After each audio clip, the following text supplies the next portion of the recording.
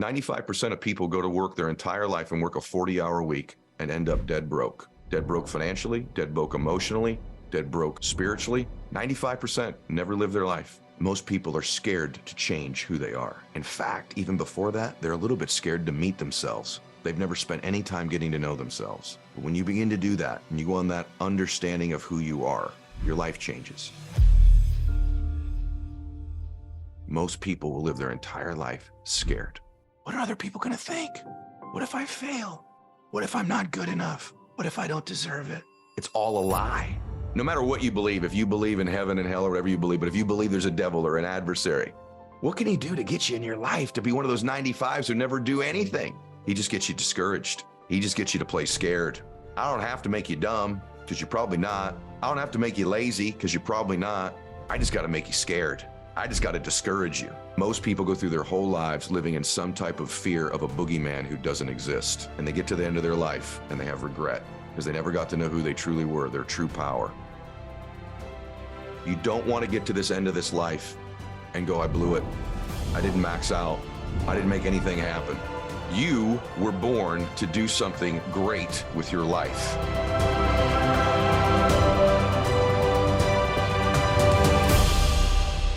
All right, welcome back to the show, everybody. I'm so excited to spend this time with you here this week answering a question I keep getting from millions of you, which is, Ed, how do I begin to attract into my life the things that I want and the things out of my life that I don't want? It's a pretty important question. I don't know that you could ask a more important question. And so I'm here today to try to help answer that for you. Now, here's the good news. The good news is this. There are people who have become great at this. Yes, there are people who become great at attracting into their lives the things they want and getting things out of their life they don't want. Quite frankly, I've become one of them. I've studied them for many years, and I think I've become very good at doing that. I've coached many of them and continue to coach many of these people who are attracting things into their life that most people can only dream of. And let me tell you, these are things like the body you want, the relationships you want, the money you want, the emotions you want to experience, the memories you want to have. You can begin to attract those things into your life, and there's a science and an art form to doing it. Now, first, let me give you the good news.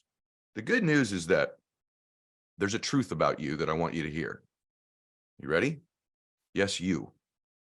You were born to do something great with your life. Let me say that to you again so you hear it for all the people in the back. You were born to do something great with your life.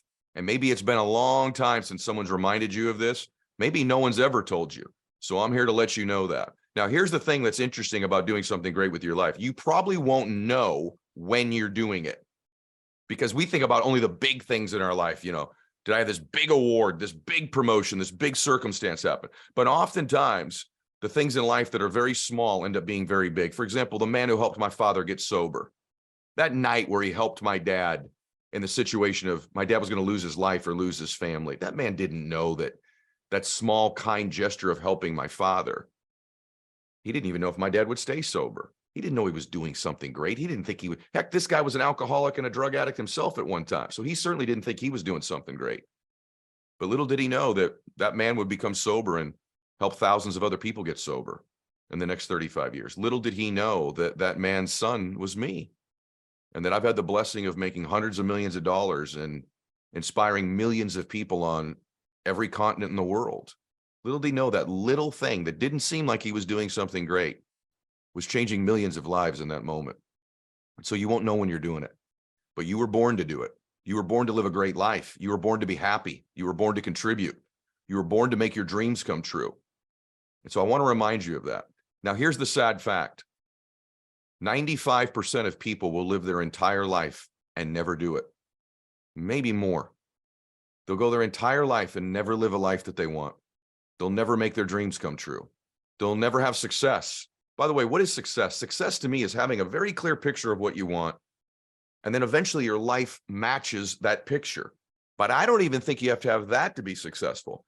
I think success, by definition, is have a very clear picture of what you want and be in the process of making progress towards making that a reality. Obviously, the ultimate success is achieving the life you dream of.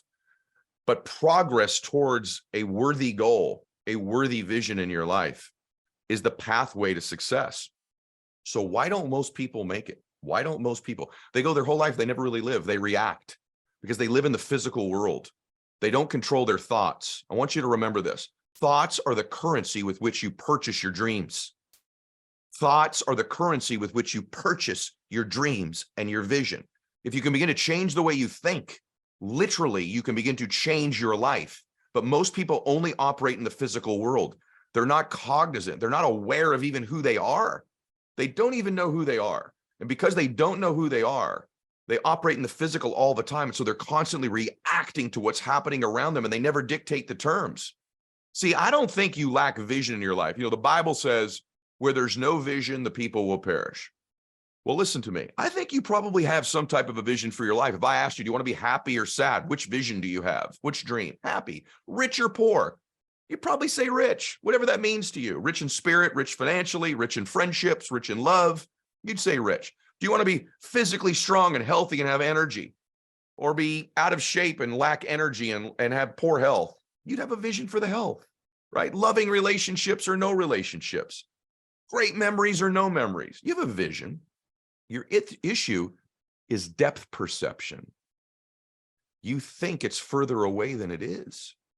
And because you think it's there, you've created patterns and beliefs and behaviors in your life that perpetually keep it that far away. And then eventually you just kind of forget you belong there anyway. But remember this, your dreams, the visions of your life, is God's way of giving you a preview as to what's possible. He doesn't play jokes on you. It's not some joke or some hallucination. It's what's possible. And it may not showing up the way you like it. It may not end up being what you like. Heck, you could be married to somebody right now that you love very much, but they weren't the picture you had when you envisioned your dream man or woman, right? But they make you feel the way you dreamed. So oftentimes our dreams will show up in different packages than we imagine, but they'll give us what we really want, which is the emotion we want to experience. And so how do we begin to change our lives? What are the keys to doing it? So I'm going to give you a few of them today. One is believing that. Why? Because you will never rise above what you believe you deserve in your life. You may do it temporarily, but that's why you'll see certain people get in really good shape and then they get out of shape. They make a bunch of money and then they lose it. They get in a loving relationship and then it ends. You will never long-term in your life exceed what you believe you deserve to have, what you believe you're worth. And so these thoughts matter. Most people go through their whole life never really knowing who they are. And because they don't know who they are, they can't change their world. Internal change is the key to changing the external things in your life. So, who are you really? Let's think about this for a minute. I say to you, I don't think you know who you are. And you go, no, I'm Joe Jones. No, you're not. That's two names your parents gave you, but that's not who you are. Are you your body? When you don't show up to work on a given day, do you say, body won't be there? No, you say, I won't be there. You know, my dad, when he passed away, I had the honor of spending the next hour in the room with his body. My sisters weren't real comfortable doing it. My mom was still very, very sad. And so I was left with my dad's body in the room waiting for the hearse to arrive to take my father. And you would think that that was one of the saddest moments of my life. But the truth is, it was one of the most beautiful moments of my life, because it was the greatest confirmation of my entire life that we're spiritual beings. Because something dawned on me immediately when I was there with my dad's body. And let me tell you what it was. Dad's gone. Dad's no longer here. His body was, but it was very clear to me, very apparent. My father was gone. So my dad wasn't his body. My dad was a spirit. And so when you begin to understand that you live in a spiritual existence and that thoughts have energy, thoughts have a vibrational frequency, you have a vibrational frequency. And to the extent that you can vibrate at a higher and higher speed is to the extent that you begin to draw into your life the things that you want. The law of attraction means two things. We will eventually draw into our lives what we believe we're worthy of and we deserve and that we most passionately want. We also draw into our lives who we are. We will eventually draw to our lives. We attract who we are. Why is that? So let's go through this for a minute. You're really two things affect change in your life. Remember this, repeated thought creates change. And the more a thought is repeated, the more it vibrates at a higher frequency. The more repetition it has, the more often it happens, the more, that's when people say, I'm vibrating at a higher frequency. All that really means, that's why there's power to prayer. because the more and more you do it, there's a frequency to it. There's a connection. There's a spirit that takes place. You know, when you pray, you're talking to God. And I do it many times a day. I do it on my knees every day, as many of you know. And I do it on my knees because it reminds me how small I am, that I'm not this body, and that I need something greater than me to help me, to guide me, to give me comfort, to give me strength, to give me insight. So one of the things that people that attract into their lives, the things that they want, have, many of them are praying people. Praying is when you're talking to God. Listen to me on this. Intuition is God talking back to you. These people have learned to trust their intuition. Trust their intuition. Prayer is you talking to God. Intuition is God talking back to you. And oftentimes it's a whisper. And if you can't get quiet, you can't get inside your own spirit, you won't hear it. There are other times in your life where that intuition is screaming at you. We usually answer those, but it's the whispers we often miss. Why is that? How do we begin to change our thoughts? Because you are, believe it or not, your life right now is a direct reflection of what you've been thinking about. It's hard to say that. It's hard to believe it. No, someone took advantage of me. Listen to me. You have to accept that your life right now is a real reflection of what you believe you're worth and you deserve. And you're just getting it. It's hard to accept because there's been people hurt you or take from you. But believe me when I tell you, these same people will keep showing up in different bodies in your life. You ever have that friend? She keeps dating that same guy, or he keeps dating that same girl. They look different. They're a different name, a different body, but it's the same damn person doing the same damn things. That's the rest of your life's that way as well. The kinds of people that come around, the money that comes around, the emotions that come around, they may show up in different packages, but it's the same thing until you change the thoughts. Why is that? Two things make our lives what they are. Number one is conditioning. You've been being conditioned since the minute you were born. You've been conditioned since you were an infant. You've literally learned to think. And by the way, some of that conditioning, if you come from a good family, is really wonderful, but not all of it is. And some of it will serve you in some areas and others, but you've been conditioned by the people that raised you since you were an infant to actually think like they think, to have the emotions that they have oftentimes, to the languages and the words they use. You literally speak a language right now that you learned from your parents or whoever raised you. If you speak English, you learned that language. Infants are that easy to imprint. You learn that language. You have a friend who might be bilingual. They speak, let's say, Spanish and English. Is it not amazing to you that their children can learn both languages simultaneously? That's how much conditioning impacts a child.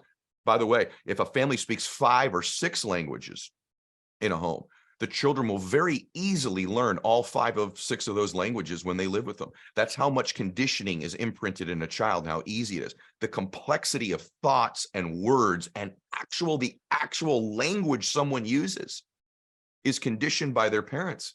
That's why you speak the language you speak right now. You didn't study it in a book. You literally had it imprinted and conditioned into you as a child. That's the power of conditioning. Now, the good news is, if you begin to take control of your thoughts, you can reverse and re-engineer and recondition yourself to begin to think differently. The reason you have the language you have or the thoughts you have is they were repeated over and over and over and over and over again. And they begin to vibrate at a very high frequency. And when they do that, they're imprinted inside of who you are. And then your external life reflects this. But what most people try to do in their life is they operate in the physical world rather in the 3 planes I'm going to discuss in a minute.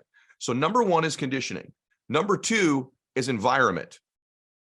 It reinforces what's around you. You know this. You are your environment. Whatever around you, whoever you hang around, whoever the people are that are around you, you begin to behave, think, and act like them. So imagine the compounding of conditioning of these things that happen, and then your environment. So the environment enforces the conditioning, and the conditioning reinforces the environment. And so to change our lives, we change 2 things. We change our conditioning and we change our environment. You can change one or you can change both.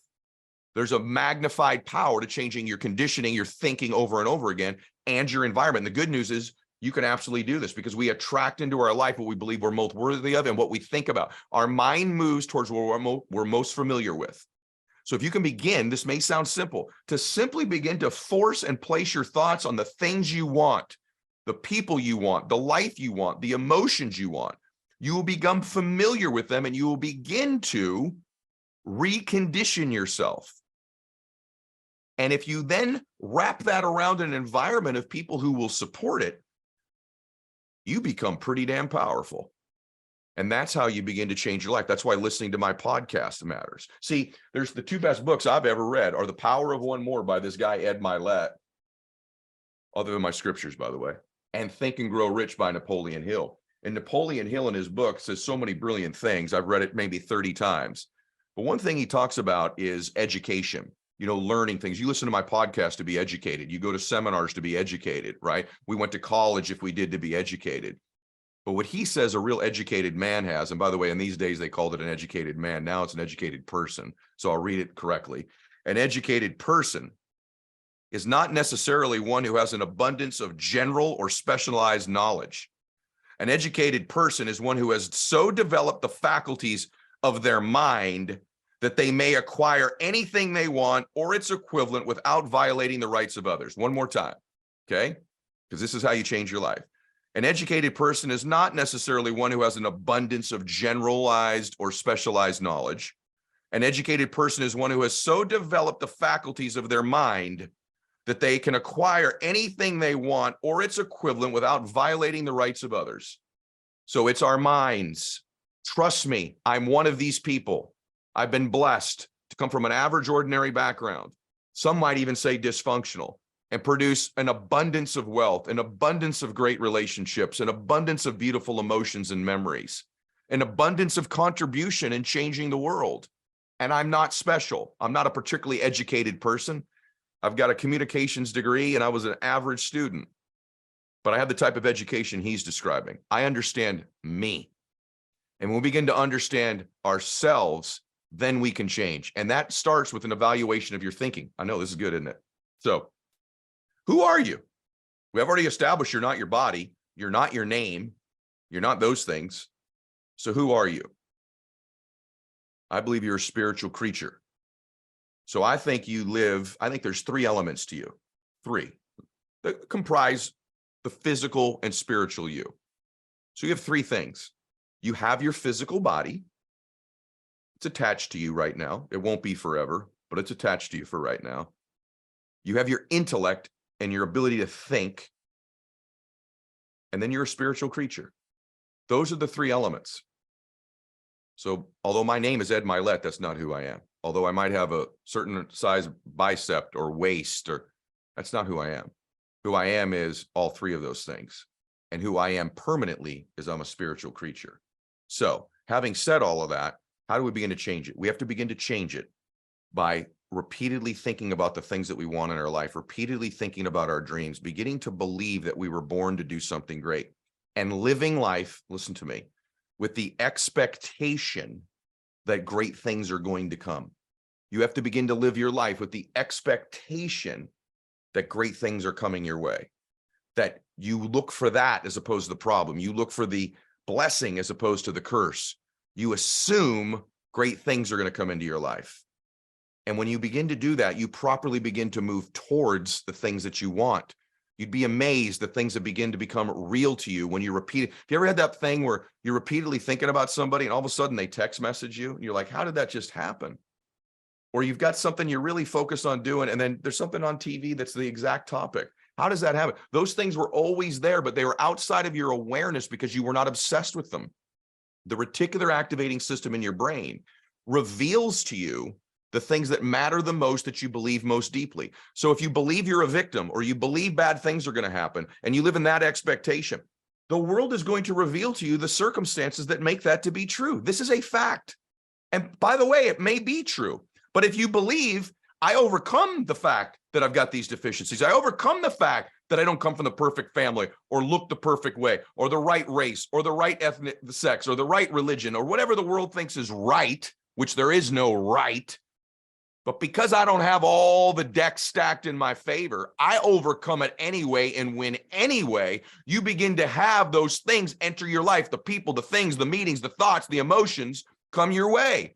And then what happens is you begin to get enthusiasm, and enthusiasm is an energy frequency. And when you meet an enthusiastic person with high energy vibrational frequency, highest energy always influences lowest energy. More certain person influences less certain person. So if I'm more certain I'm going to win than you are, then I'm not. If I've got higher energy frequency than you do, and you're up against me, I will defeat you. Because in life, we get what we most believe we deserve.